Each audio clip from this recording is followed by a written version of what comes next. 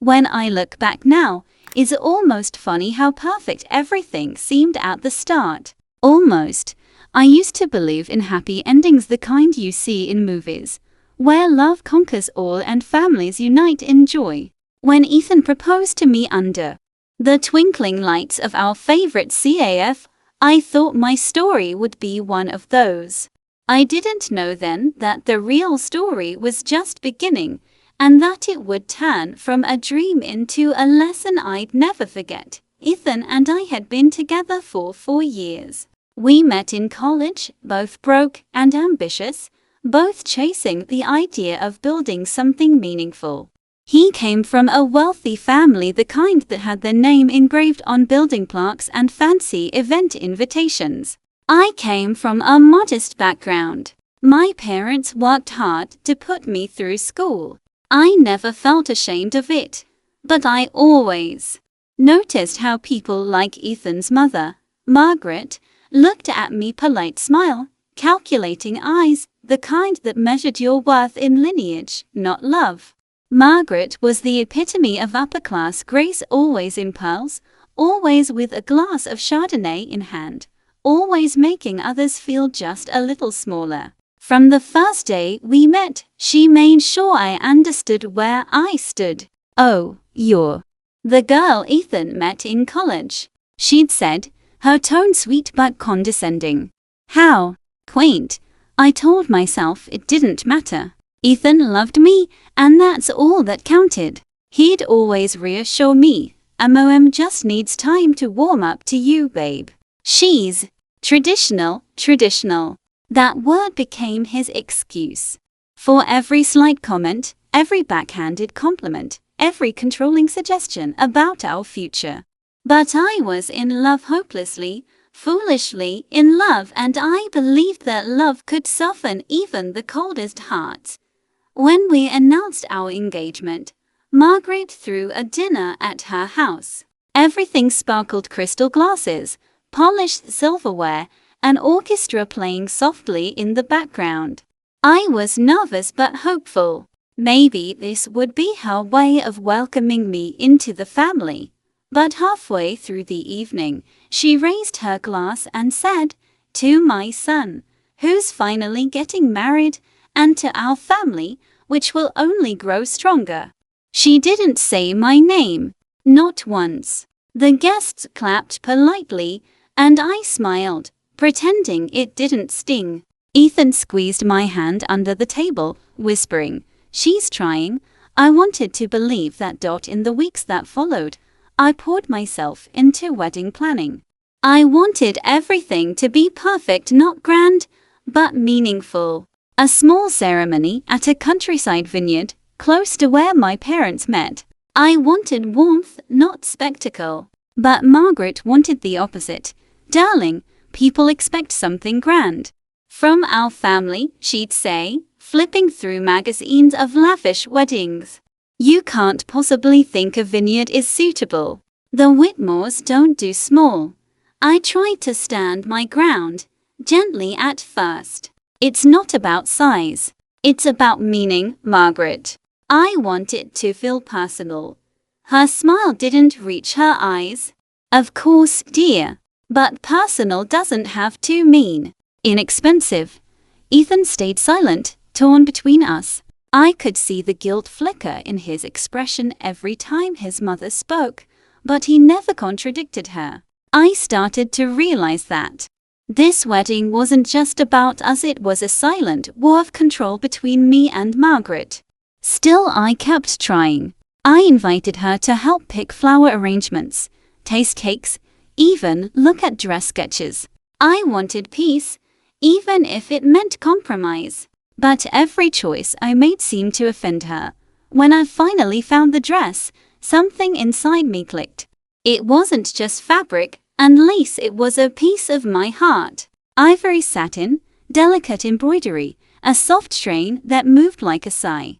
It reminded me of my mother. She'd passed away when I was 19. But she'd always dreamed of seeing me walk down the aisle. I chose the dress not for trends or approval, but for her. When I tried it on for the first time, I cried. Ethan told me I looked like something out of a dream. Even Margaret seemed speechless for a moment. I thought I saw genuine awe in her eyes. But then she said, "It's beautiful. Though perhaps a bit understated for our family standards, our family." The words pricked me. Still, I ignored it. I told myself she'd come around. I was building a bridge with every act of patience. If only I had known that while I was trying to build peace, Margaret was already laying the groundwork for betrayal.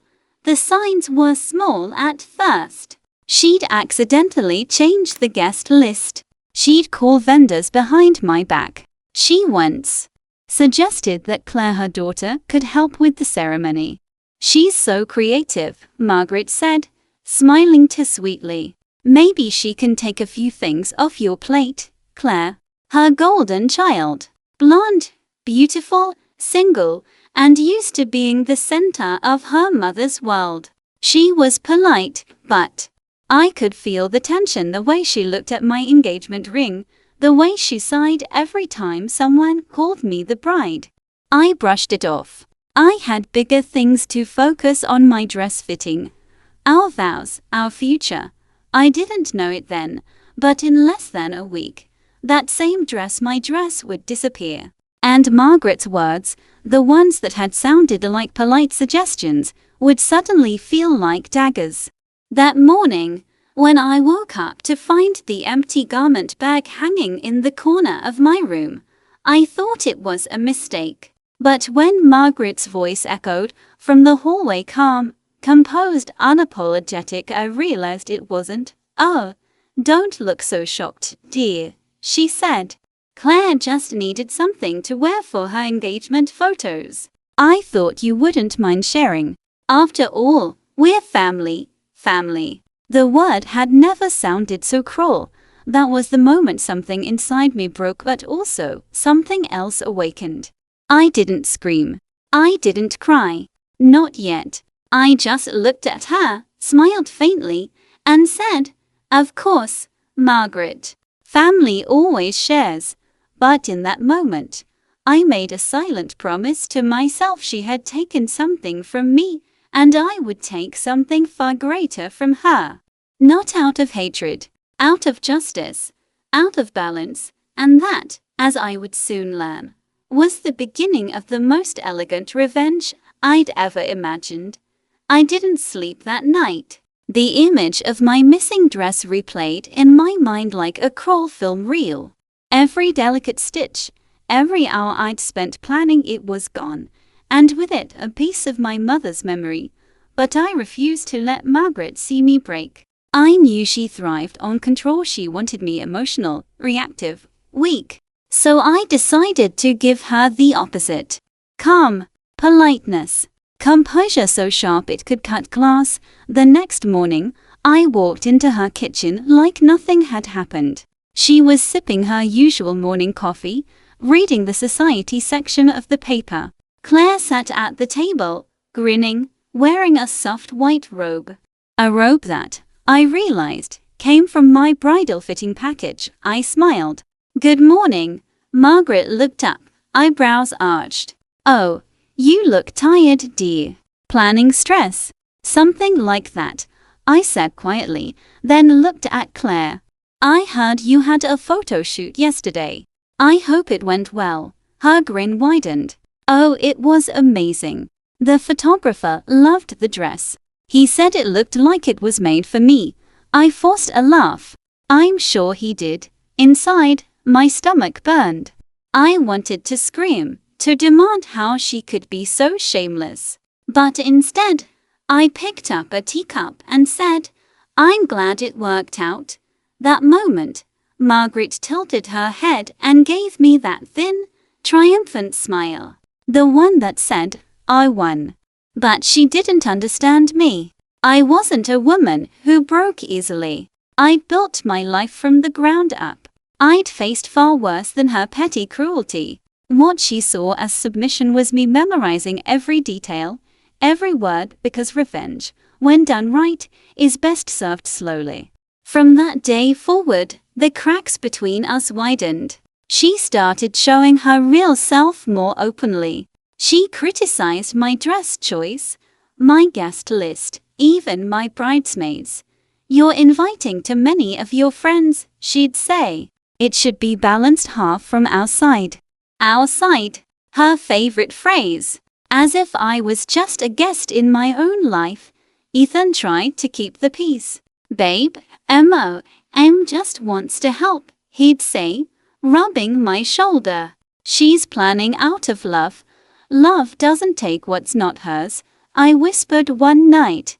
But he didn't answer. He just sighed, too tired to argue, too blind to see. That was when I realized something painful. Ethan wasn't choosing between me and his mother. He was simply avoiding the choice altogether.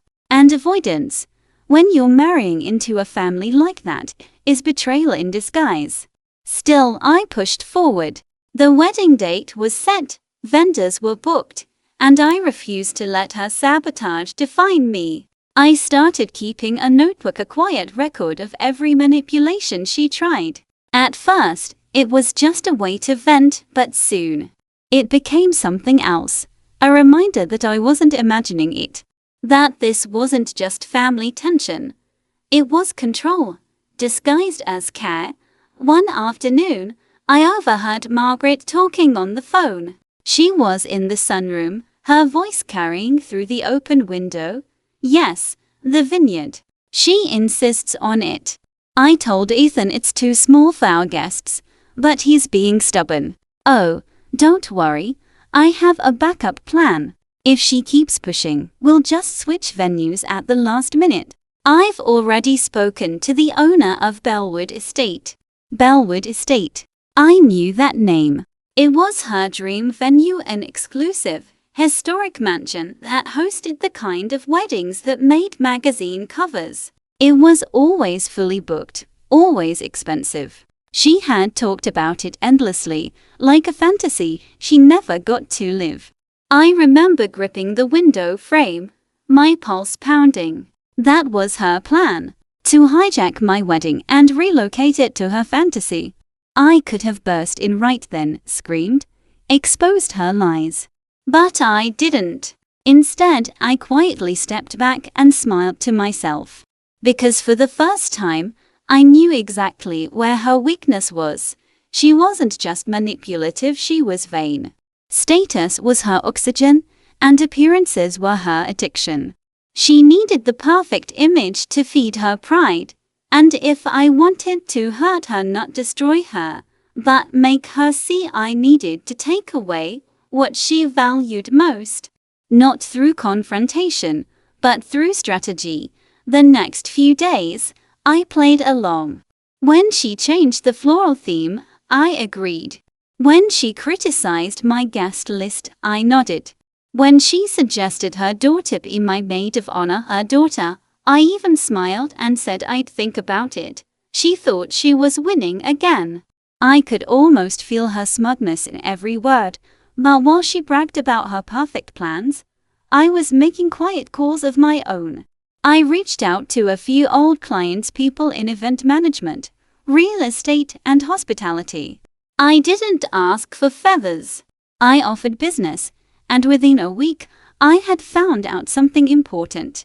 Bellwood Estate had an open booking slot 3 weeks before my wedding date. The one Margaret was banking on. That night, I sat by my window with a glass of wine, staring at the moon's reflection. I could almost hear my mother's voice in the silence, soft, steady, loving. "Don't fight them with noise," she used to say. "Fight them with grace." The quietest storms leave the deepest marks. That's when I knew what I had to do. I wouldn't shout. I wouldn't argue. I'd simply take the one thing Margaret valued most, her pride, and use it to undo her from the inside out. She had taken my dress. Now, I would take her dream, and this time, I wouldn't just be the bride she tried to humiliate. I would become the woman she would never forget. The morning I finally saw my wedding dress again was the day I stopped pretending to be naive. It had been a week since it vanished. A week of silent rage and polite smiles. Of walking on glass around Margaret and Claire while pretending everything was fine. I had started sleeping with my phone on my chest, afraid she'd somehow sabotage something else in the middle of the night. Then, on a dull Tuesday morning, I got a message from a friend. "Did you see Claire's new engagement photos? OMG, she looks just like a bride." My heart stopped. I opened the post and there it was, my dress. The dress I had chosen in honor of my late mother. The delicate lace sleeves, the hand-beaded bodice, the soft shimmer of ivory satin. All of it, wrapped around someone who wasn't me. Claire stood in the middle of a rose garden, smiling as if she'd earned it. Margaret was tagged in the photo, the caption reading, "So happy to help my daughter look her best for her big moment." Her big moment. That's when something inside me snapped, not into anger, but into clarity. I remember sitting there for a long time, staring at the photo until my eyes blurred. The dress looked wrong on her. Too proud, too artificial, too much like a performance. My mother's quiet grace didn't live in that fabric anymore. It was just cloth now, hollow and cheapened by entitlement. I closed my phone and took a deep breath. Then I called the bridal boutique. "Hi, this is Olivia White," I said, trying to keep my voice steady. "You made my custom wedding dress. I need to speak with your manager." The woman on the other end was sympathetic but cautious. "Yes, Mrs. White. I'm so sorry, but your mother-in-law picked it up last week. She said you'd asked her to." Of course she did. Margaret never asked for power. She simply took it. That was the moment I realized this wasn't about a dress. This was about control. About showing me that she could take anything I loved and make it hers. As oh, I decided she wouldn't get to win. Not this time. When Ethan came home that night, I showed him the post. His face fell instantly. "Wait, that's your dress?" "Yes," I said evenly. "Your mother gave it to your sister." He stared at me, speechless. No, that can't be right." "She wouldn't." "She did," I cut in. "And before you say, she didn't mean it that way. Understand this. She's not confused. She's deliberate." He rubbed his face, groaning. "God, Olivia, I don't know how to deal with her sometimes." "You don't have to deal with her," I said softly. "Just don't defend her." He nodded weakly, but I could see the conflict in his eyes. He wanted to stand up for me, but Margaret's hold on him was old, deep-rooted. I decided I couldn't rely on him to fix this. I had to fix it myself. The weekend, I drove to the Vineyard, my dream venue, alone. I needed air, distance, something real to remind me who I was before Margaret's poison seeped deep. The vineyard owner, a kind elderly woman named Helen, greeted me warmly. "You look tired, dear. Wedding planning?" I laughed softly. "Something like that," she smiled knowingly. "It's supposed to be joyful, you know. Don't let anyone take that from you." Her words sank into me like sunlight, breaking through clouds. When I left the vineyard, I already had a plan. Margaret wanted power. She wanted to control every piece of the wedding, to make it hers.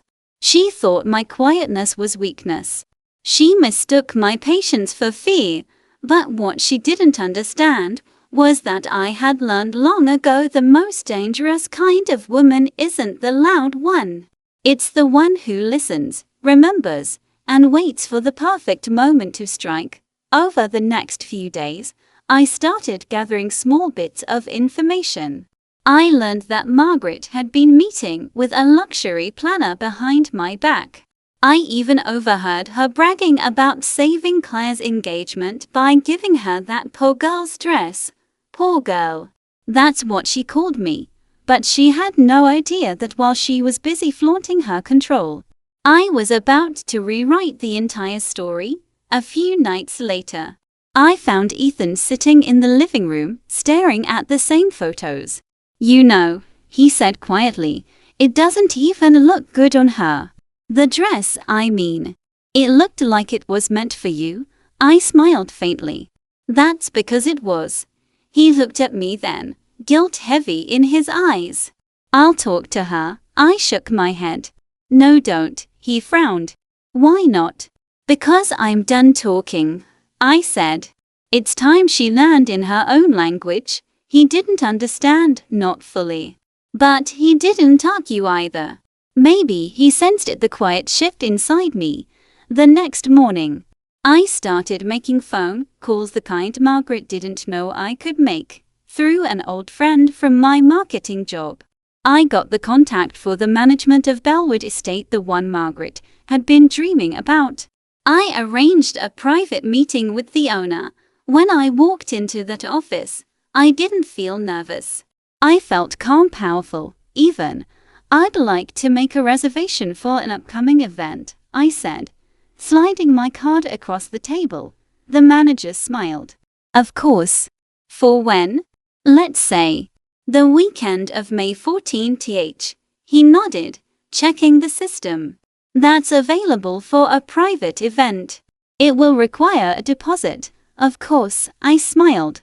"I'll pay the full amount today." When I walked out of that meeting, I could almost hear my mother's voice again. "Don't fight them on their terms, Liv. Fight them on yours." I didn't have my dress anymore, but I had something far better: leverage. Margaret thought she'd humiliated me. What she didn't know was that I'd just taken away her dream before she even realized it was gone. And that was the moment the quiet storm began. There's a special kind of silence that comes before revenge. Not the loud kind filled with anger or noise, but the cold, deliberate quiet that seeps into your bones. That's what I felt in the days following the Bellwood booking. A strange calm, like standing in the eye of a storm, watching everything swirl, knowing exactly how it would end. Margaret thought she was still pulling the strings. And honestly, that was perfect. Let her think she'd won. Let her savor her victory, while I built mine beneath the surface. I began playing my role flawlessly. When she called to suggest new flower arrangements, I pretended to agree. "Oh, you're right, Margaret. White roses instead of peonies sound lovely." When she asked if Claire could borrow my makeup artist, I even smiled. "Of course. Family shares everything, right?" She didn't even catch the edge in my tone. Every time I said yes, I could see her smugness grow. She would end calls with that satisfied tone, the kind that said, "See." I knew she'd fall in line. But what she didn't realize was that every concession I gave her was just setting the stage for her downfall. Meanwhile, I stayed in touch with the Bellwood estate manager, confirming every detail, finalizing contracts, and ensuring my booking remained confidential. I requested exclusivity for the entire week, meaning no other events could be scheduled, no substitutions, no exceptions. The staff was delighted. I paid in full, and I made sure the contract was watertight. I told Ethan nothing. It wasn't that I didn't trust him, but I knew he wouldn't understand. He would try to smooth things over, as always. But this wasn't something to smooth over. This was something to finish. And Margaret?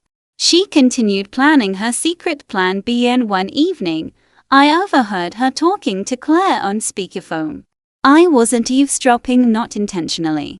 I just happened to walk by her open door at the estate. "Yes, darling, I've spoken to the coordinator at Bellwood," she said, her voice dripping with satisfaction. "If Olivia insists on her vineyard nonsense, we'll move the event there instead." Oh, can you imagine the look on people's faces when they see us walking through those golden gates? Claire laughed, shallow and high-pitched. It'll be the wedding everyone remembers, MOM.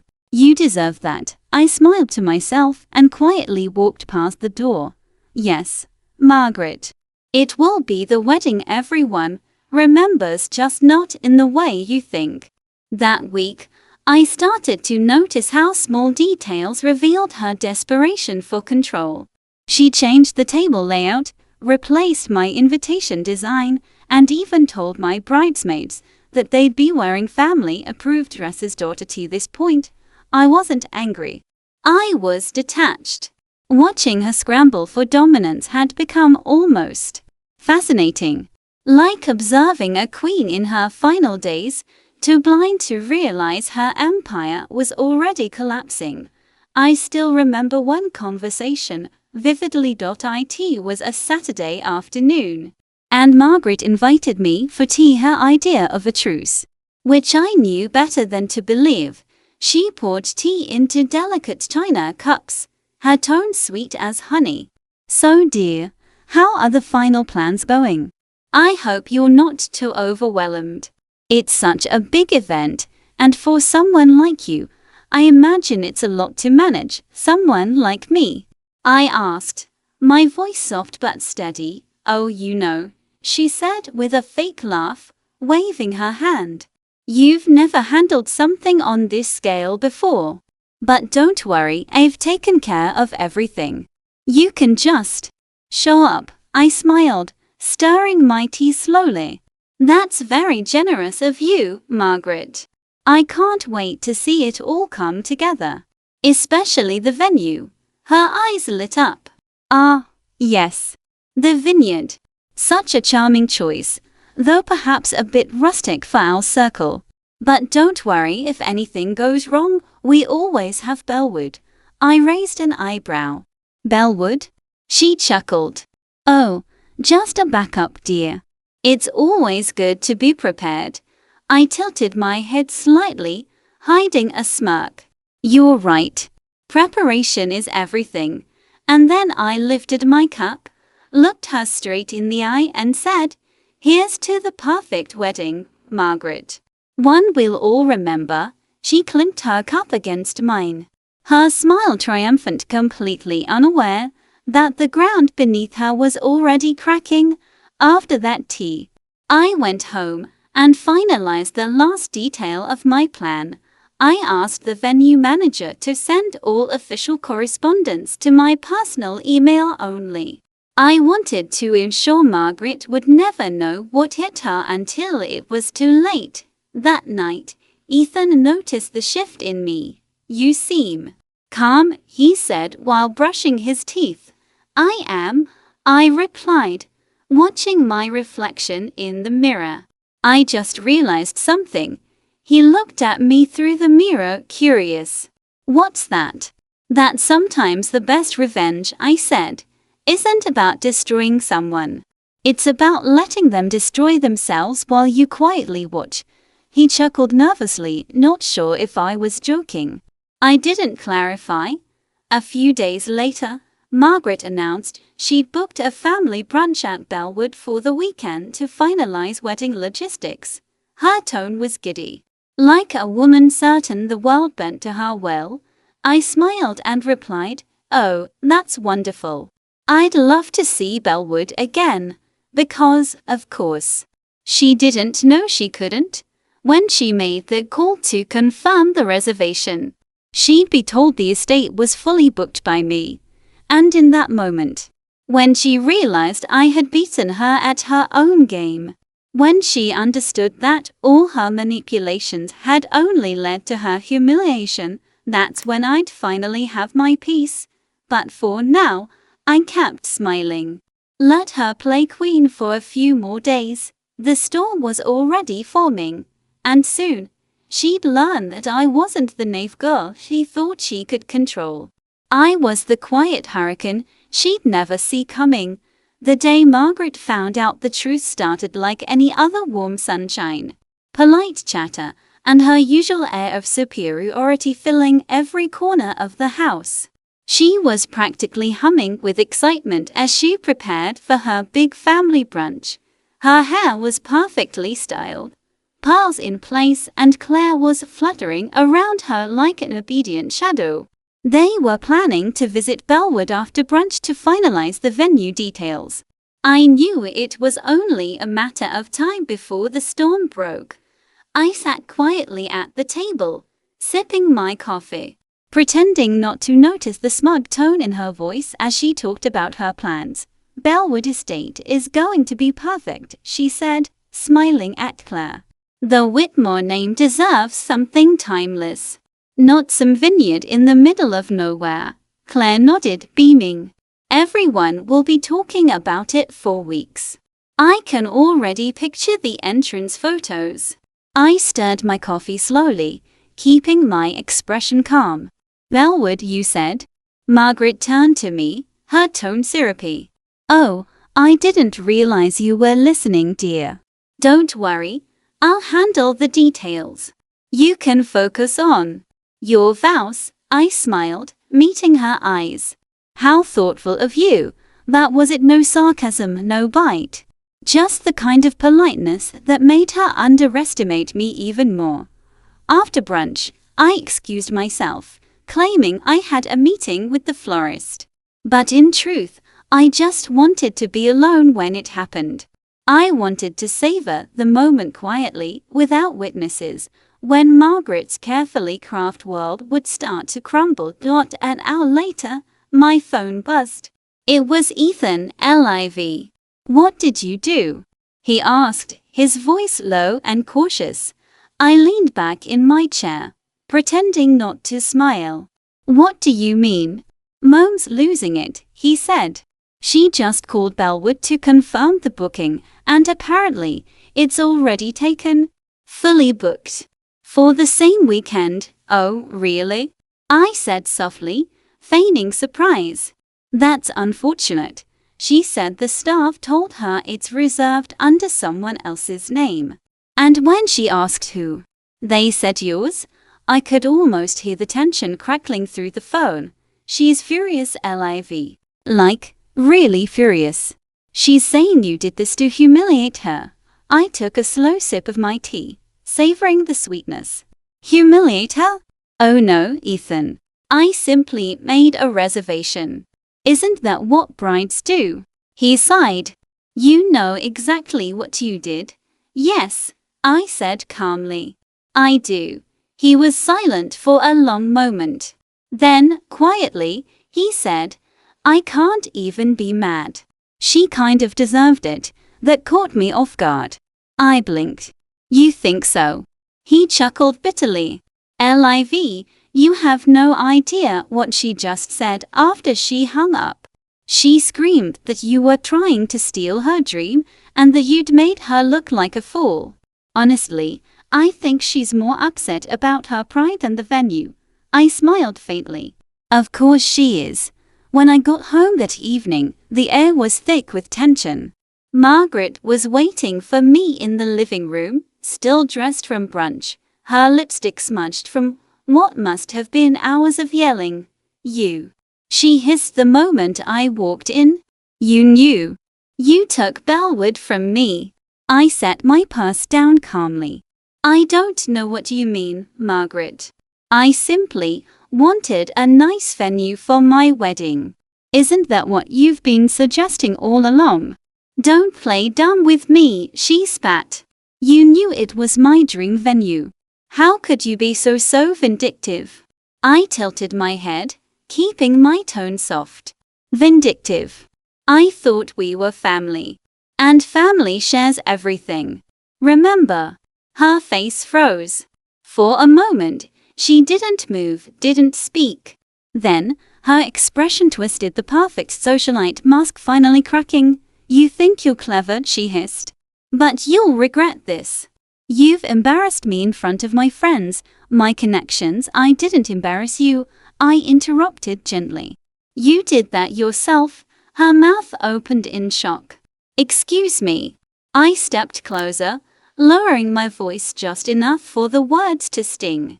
You took my wedding dress. You gave it to your daughter. You told me family shares everything. So I shared something to your dream. Her eyes burned with fury. You little enough, Ethan said sharply, stepping into the room. His voice startled us both. He'd been standing by the doorway the whole time. Stop. You went too far first, she turned on him. You're taking her side. She humiliated me. Ethan exhaled, tired and heavy. No, You humiliated yourself. You've been controlling, cruel, and you crossed every line. She's been nothing but patient with you. Margaret looked between us, her mouth opening and closing like she couldn't find the right words. I can't believe this, she whispered. My own son. Ethan shook his head. Maybe if you treated her like family instead of competition, it wouldn't have come to this. For the first time since I met her, Margaret looked small. Not graceful or composed small. Like a woman who'd realized she wasn't the queen anymore. Claire came down the stairs just then, holding her phone. What's going on? Margaret turned away from us, her voice trembling. Nothing, darling. Just nothing. She brushed past me, muttering something under her breath, and disappeared into her room. Ethan looked at me then, a strange mixture of awe and relief in his eyes. You really did it, he said softly. I smiled faintly. No, Ethan. She did it to herself. That night, the house was quiet. For once, Margaret didn't come downstairs for her evening wine.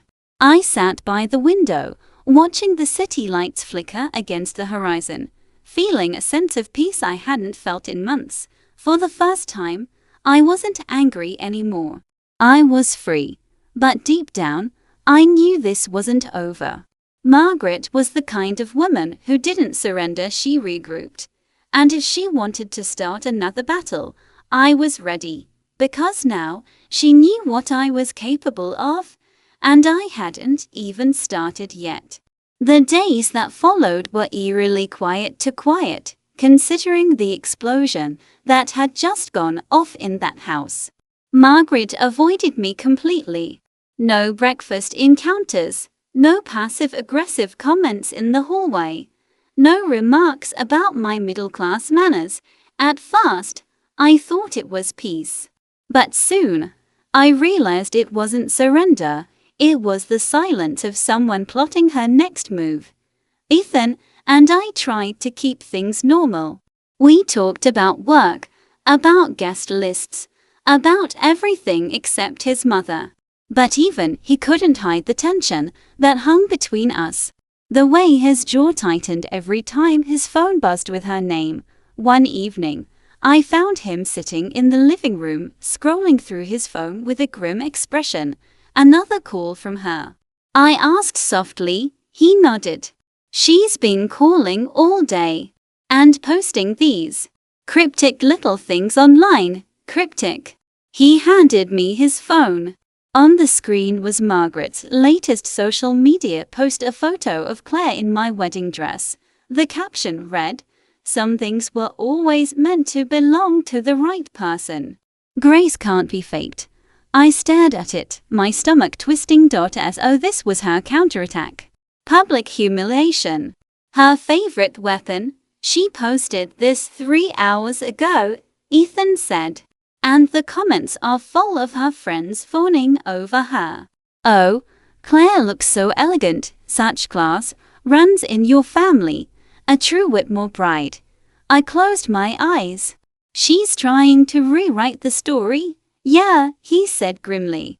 And it's working, but she didn't stop there. Within a week, every time I went out, the florist, the boutique, even the CAF near work, someone mentioned it. Oh, you're the bride. The one whose future sister-in-law got her dress first, right? Their tone was sympathetic, but their eyes gleamed with gossip. Margaret had fed them a version of events where I was the jealous one. The bitter outsider who snatched Bellwood out of spite. It was infuriating, but instead of snapping, I smiled. Because I already had my next step planned, something Margaret didn't see coming. I'd been quiet long enough. A few days later, I invited Ethan's extended family, the cousins, the uncles. The ones Margaret rarely entertained because they were less polished. I arranged a small lunch at our place. Casual but elegant, and I made sure every detail reflected me. The table was set with simple white tulips. Homemade food. Soft music. Nothing extravagant, just warm and real. When the guests arrived, they were surprised. "Olivia, this is lovely," said Aunt May, one of the few relatives who had always been kind to me. "It's refreshing, not stiff like Margaret's gatherings." I laughed softly. I just wanted something genuine. By mid-afternoon, laughter filled the house. People were talking, eating, sharing stories. It was everything Margaret's events never were: joyful, unpretentious, human. And then, as if fate had been listening, the front door opened. Margaret walked in, uninvited. Her face was tight with confusion when she saw the scene: her family gathered in my home, enjoying my hospitality. "Oh," she said, her tone sharp. "I didn't realize there was an event." I smiled sweetly. "Just a family lunch. You are welcome to join, of course." She scanned the table, her eyes narrowing at the sight of Ethan's cousins laughing with me. "How thoughtful." Aunt May, bless her heart, spoke up. "We were just saying how comfortable we feel here, Margaret. Olivia's got a wonderful touch for hosting." Margaret's jaw tightened. "Of course she does." She walked around the table, inspecting everything like a queen entering a foreign land. Then she leaned in slightly and whispered, "You think this makes up for what you did?" I kept smiling. "No, Margaret. This isn't about making up for anything. It's just family, you know, that thing you keep trying to control." Her lips pressed into a thin line. She excused herself to the hallway, pulling Ethan aside. I watched from a distance, reading the tension in his shoulders. After a minute, he returned alone. His expression was weary. "She says she wants to talk privately with me later," he muttered. "Something about saving face." I sighed. Of course, but before she could spin another narrative, fate handed me something unexpected. That evening, after everyone had left, Claire sent me a message, one that changed everything. "Olivia, I didn't know Mom gave me your dress. She told me it was hers, from her own wedding.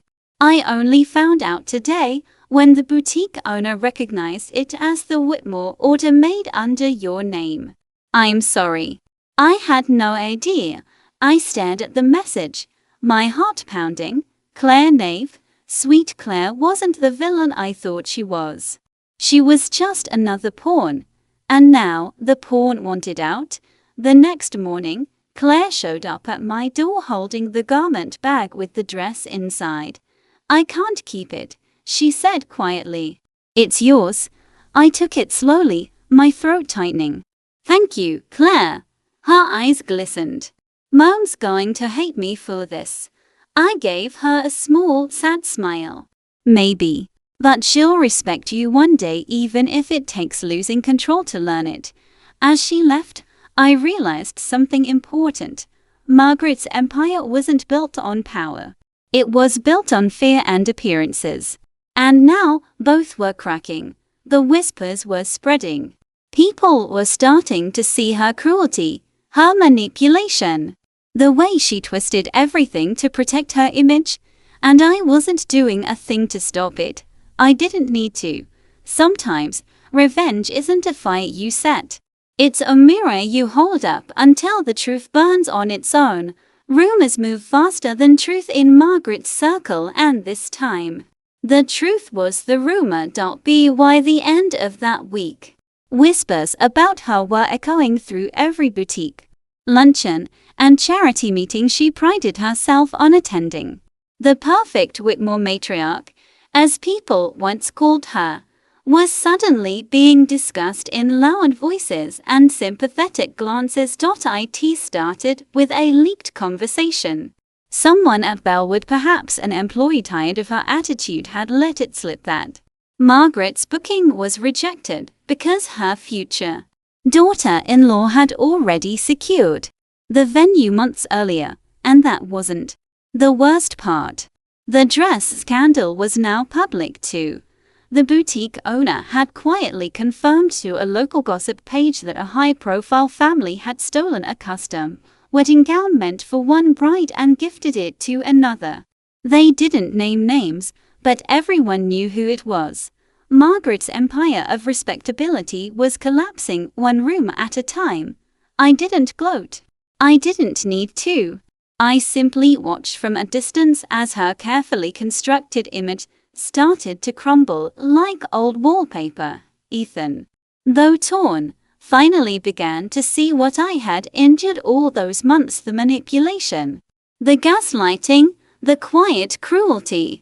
"I don't know how you stayed so calm," he told me one night. Rubbing his temples, I smiled faintly. "Because I stopped needing her approval a long time ago." But Margaret wasn't done fighting. 2 days later, she showed up unannounced again, this time looking different. Not the polished, pearl-wearing version of herself. Her hair was undone, her eyes red-rimmed. "Olivia," she said, her voice brittle, but still sharp enough to cut. "We need to talk." I gestured to the living room. Of course. She sat stiffly on the edge of the couch, her hands trembling as she clutched her phone. "I've been humiliated. People are calling me, asking if I really stole your dress, if I forced my way into Bellwood. I've lost friends I've known for decades." I said nothing. She leaned forward, desperate now. "You have to fix this." I blinked. "Excuse me. You need to tell people this wasn't malicious, that it was a misunderstanding, that we're on good terms. You can't let my reputation be destroyed like this." I looked at her, finally seeing her for what she really was: a woman who only valued control, never connection. "Margaret," I said softly, "you destroyed your reputation all by yourself." Her face twitched. "You ungrateful little no," I interrupted firmly. "You lied. You manipulated. You tried to take something that wasn't yours because you couldn't stand not being in control. You humiliated me publicly, repeatedly, and now that it's your turn, you expect me to save you." Her lips trembled, and for the first time, I saw fear in her eyes. "This family has always been respected," she whispered. "Do you have any idea what it means to lose that?" I stood slowly, my voice steady. "Yes, I do. Because I lost it the day you decided I wasn't good enough to be part of it." She flinched like I had slapped her. "I didn't want this to happen," I said. "But maybe it's time you learned what it feels like to live without everyone's admiration." I turned to leave, but her next words stopped me cold. "You think you've won," she said bitterly. "But Ethan will see you differently after this. You've turned his own mother into a spectacle. He'll resent you." I turned back, meeting her gaze. "If he resents me for finally standing up for myself, then he was never the man I thought he was." Her eyes darted away. "You're cruel." "No," I said, my voice calm. "You just finally met someone who won't let you be cruel without consequence." She stood, shaking, and left without another word. When Ethan came home later, I told him what happened. He listened quietly, his expression unreadable. Finally, he said, "You're right." She needed to hear that. Relief washed through me. "You don't think I went too far?" He shook his head. "No, she's been playing queen for too long. Maybe this is what she needed to remember she's human." That night, I received a message from an unknown number. A link to a social media post. It was from one of Margaret's old friends. The caption read, "Sometimes the crown we wear becomes too heavy to bear." Underneath was a picture of Margaret leaving a charity gala early, looking defeated. Alone, I should felt triumphant. But I didn't. A month after the wedding, the world felt different, softer somehow, quieter in the best way.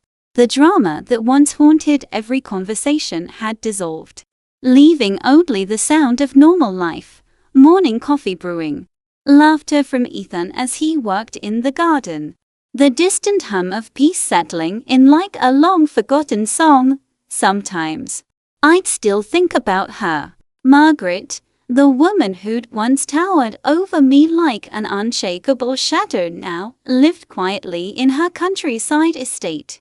No charity luncheons, no whispered gossip at the club, no more photos of lavish gatherings on her social feed. She had stepped out of the spotlight she once fought so hard to stay in. First, I thought it was defeat. But then I realized it wasn't. She was healing in her own strange way. One afternoon, as I sat at my desk sorting through old wedding photos, a letter arrived in the mail. The handwriting was instantly recognizable. Olivia, I've been spending time away from the noise. The silence was unbearable at first until I realized it wasn't silence. It was the sound of a life I never gave myself permission to have. I was cruel to you. I can't change that. But if you can find it in your heart to visit me, I'd like to start again as two women who have both made mistakes and survived them. Margaret. I read it 3 times. Each time, my heart softened a little more. Ethan noticed the faraway look in my eyes. What's wrong? Your mother wrote to me, I said. He tensed. And she wants to talk. Not as mother-in-law and daughter-in-law. Just as people. He was quiet for a long moment. Then, gently, he said, maybe that's what she should have done years ago. I smiled faintly. Maybe that's what we all should have done. A week later, I drove out to the countryside alone.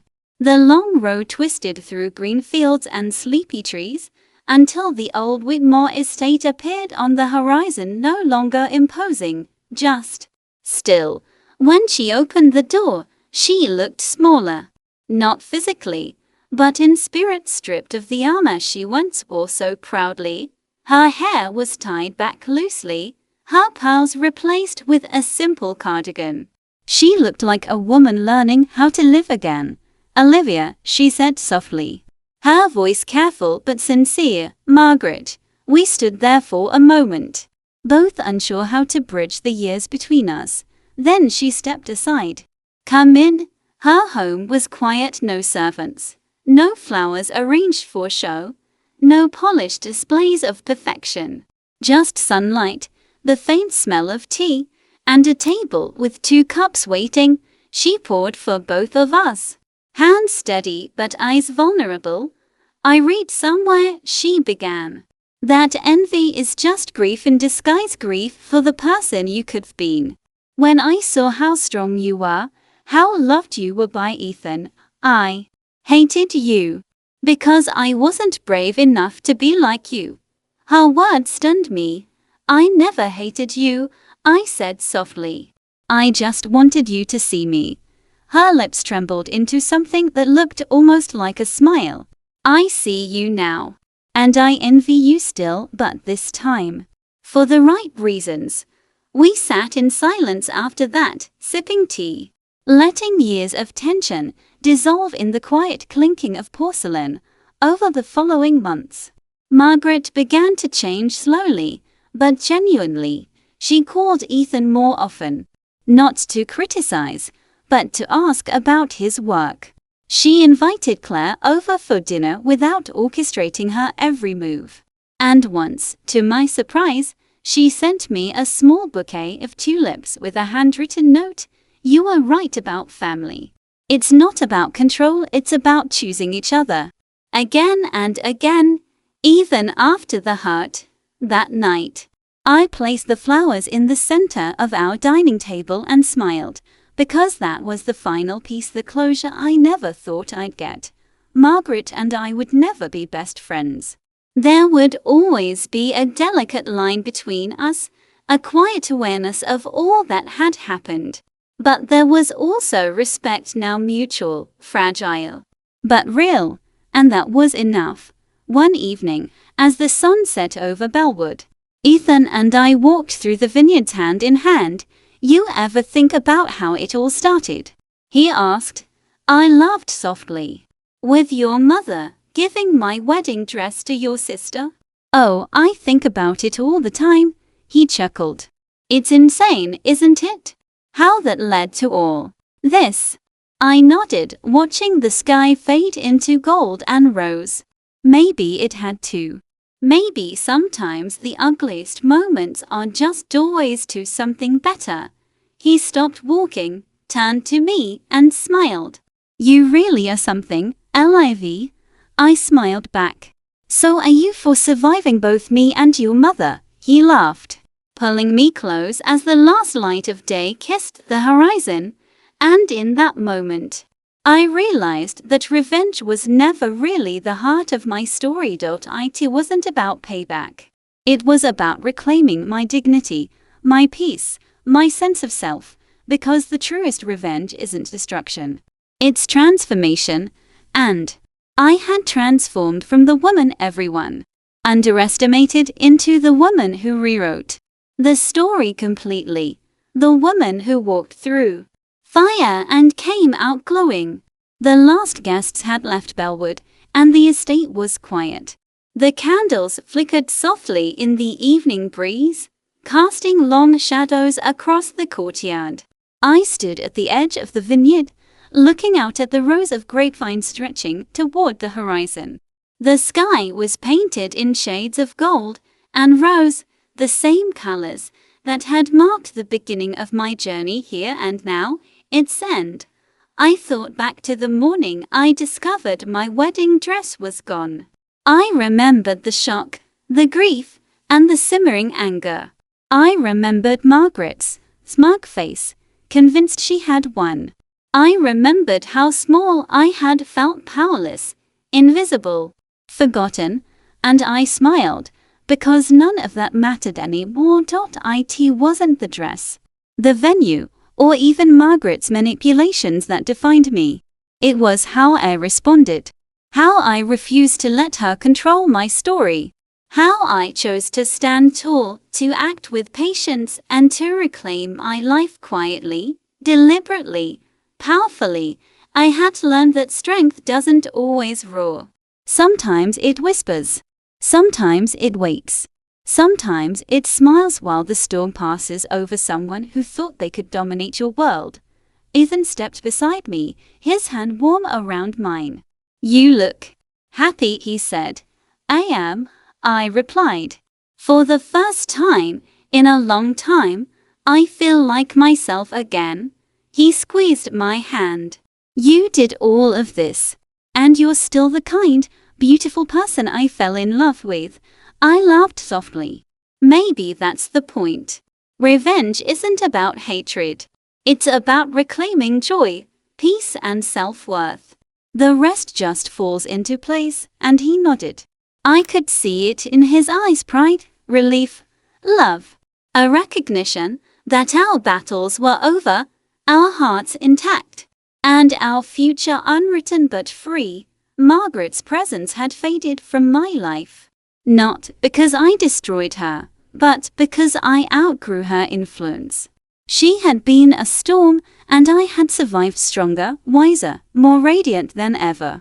In letting go of her power over me, I gained everything I had ever lost. I glanced at Bellwood once more. The estate that had once represented control, now transformed into a sanctuary of triumph, love, and resilience. Every guest, every laugh, every memory created here was a testament not to revenge, but to perseverance. And as the stars began to appear overhead, I whispered softly to myself, "This is my story, my life, my victory." Not because I crushed anyone else, but because I found my strength, my peace, and my freedom. The vineyard stretched endlessly before me, bathed in moonlight. And in that moment, I understood fully the real power isn't in taking back what was stolen. It's in standing tall, embracing yourself, and letting your own life shine brighter than any shadow that tried to dim it. I took a deep breath, feeling the cool night air fill my lungs, and smiled. The past had its scars. But the future was mine. And it was beautiful. A huge thank you to everyone for watching. This channel is nothing without this amazing community.